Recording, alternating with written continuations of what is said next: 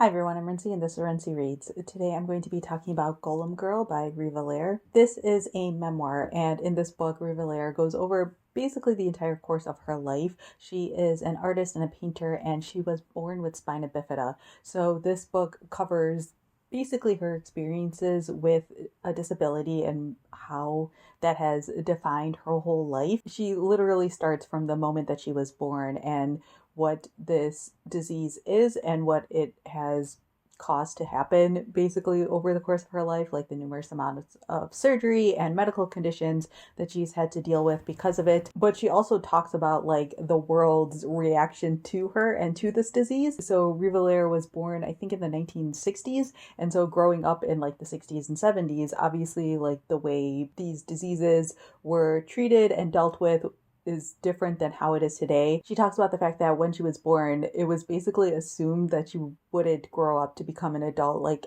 at that point in time, people with spina bifida often died relatively young, either due to the disease or like complications related to the disease. It requires like a significant amount of surgeries, and especially now there's like technology to help create like safer surgeries, but like dealing with surgeries surrounding the spine is obviously always going to be extremely high risk. And so when she was born, her parents were basically told by doctors to like prepare for her death. But her parents never took that as an option and fought constantly in order to provide their daughter with the best possible care that they could possibly find. She was born to a Jewish family in Cincinnati, and by like the luck of the fates, her mother worked as she didn't work as a pharmacist, but she worked as like a researcher. She studied pharmacy. Her grandfather ran a pharmacy, things like that. So her mother had actually like some knowledge about this disease before she had a child with it. And so she was able to find the best doctors out there because she like knew who to talk to. She already had connections and things like that. And so that obviously led to Riva having a better life than a lot of other people have with this disease. And so this book is broken up into two parts. You see Riva as a child growing up, and the first part basically follows her through high school, and then the second part of her life is her like going off to college and like kind of being on her own more, and her figuring out how to handle herself and the best ways to take care of herself, but also just like the general figuring out who she is and who she wants to be and stuff like that everyone has to go through, but obviously with this extra layer of having a disability and how that both restricts you and also like opens up possibilities that most people wouldn't think about having. She also talks about her life as a painter and an artist and how all of that is basically like intertwined with this disease. And she discusses a lot of things in here. Like this is a thicker book. Like the whole thing looks a lot longer than it actually is. It's around 350 pages. The paper is like a thicker, nicer material. And like the last 100 pages or so are kind of like notes or resources and things along those lines. But there is a lot that's discussed in here. Some of it feels very like almost mundane. Like she tells stories about her life at school that feel very like common, that aren't necessarily like related to her disability. Like she talks about the fact that the school that she went to up in till high school, everyone thought it was haunted. And she tells a story about like a time that she legitimately believes that she saw a ghost at her school and stuff like that. And so like that's like a chapter in this story, which is like completely disconnected from everything else that's going on in this book, but also at the same time just is legitimately a part of her story and a part of her life. This book is like fully encompassing of everything that she has experienced. Like this is a book that you can call like being completely open and honest about her life experience. One of the things I really, really enjoyed about this book is that like she tells these stories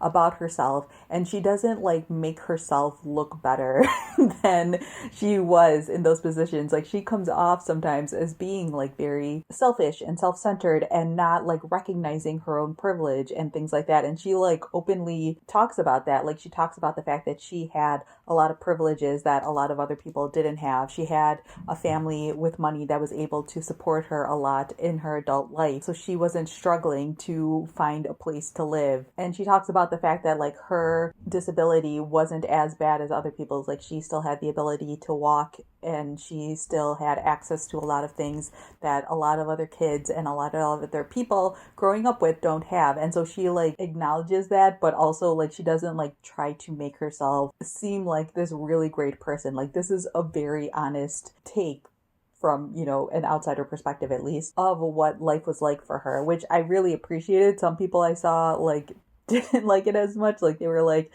Riva comes off as a very like selfish, spoiled person, and yeah, she does, but that isn't necessarily a bad thing. Like people have flaws, and she's honest about her flaws. Yeah, I really enjoyed this book a lot. I do think that like there are times where I was reading this book and I was just getting a little bit bored. Like it feels like some of the stories probably could have been edited out, but I like sort of the different explorations that she takes in here. It's definitely more of a like all-encompassing story because again, it's going through her entire life, so it doesn't do any significant deep dives, but it does provide you with like really great perspectives on the progress that has been made on accessibility and disabilities and things like that, but also like how little progress has also been made. She's very honest about like the way that people talked to her and talked about her. She talks about her own preferences in regards to like talking about disabilities and things like that, and also her own blind sites. Like even though she has a disability, there's still like lots of other areas that she doesn't have an understanding on. And she also talks about how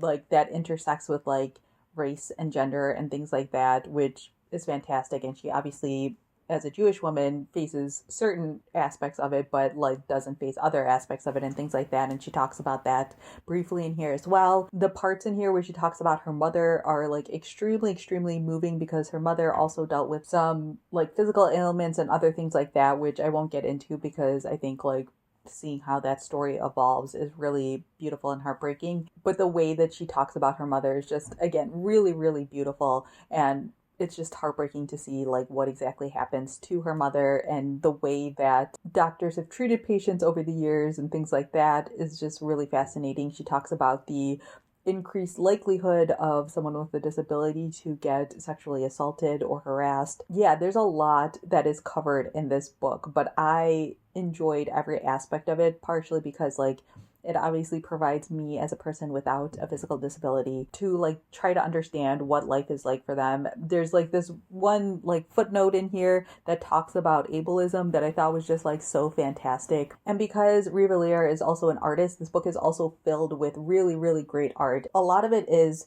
her art itself, and so it's cool to see sort of like the evolution of her art. Some of the portraits that she has done later on in her career, like in the 2000s, compared to like some of the stuff she was doing in like the 80s, you can see so much growth and you can see so much evolution, which is really cool. And also like part of that end section that I mentioned as being notes is also like notes on those paintings that she's included in here, talking about the inspiration, the people who are in them, things like that. And so it provides some really cool context. I think like the two sections are so very different from each other, but I found them both to be like really fascinating. Personally, I really like the art section a little bit more, probably because it felt slightly more focused. And also I'm just someone who always really enjoys it when like people who create things talk about the things that they created and talk about like the inspiration and the process and all of that stuff. Like I'm that type of person.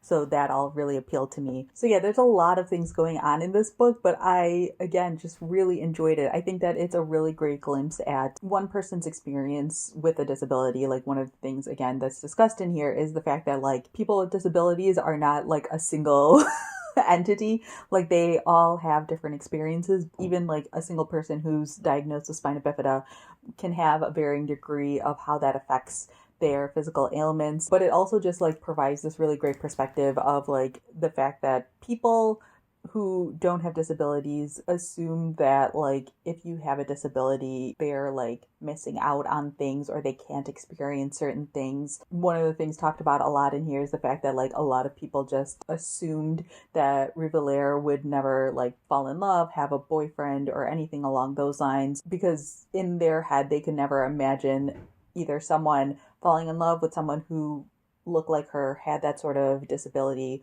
or they couldn't like imagine Riva Lehrer as like a full human being, which I thought was like a really interesting discussion. There's also like a lot of discussions in here about queerness because Riva Lehrer is queer, and so she talks about her like explorations of what that is and what that's meant for her. A lot of times people who are able-bodied view people who have some sort of disability as like lacking and have a hard time picturing them as like a full human being on their own who can fully experience life, just experience it in a different way and stuff like that. So yeah, I really enjoyed this book a whole lot, and I highly recommend it. I think that if you're someone who is looking to read more stories by and about people with different disabilities, this would be a really great one to pick up. Like I said earlier, it's a little bit sprawling at times, but I found it to be like a really fascinating piece, and I appreciated the fact that Riva Lehrer acknowledges her privileges at various points along the story, and so that felt like, even though she has a lot of privilege, the fact that she's willing to acknowledge it and point it out shows that like she's also, you know, aware of what's going on here, and that her story isn't by far like the most difficult situation or anything along those lines, and she doesn't try to pretend it is. So yeah, really great. Highly recommend it. Yeah, really good book. So yeah, those are my quick thoughts on Golem Girl. Let me know down in the comments below if you read this book, what your thoughts were on it, or if you have any questions, feel free to leave that down in the comment section as well. So yeah, that's all I have for now. Thanks for watching.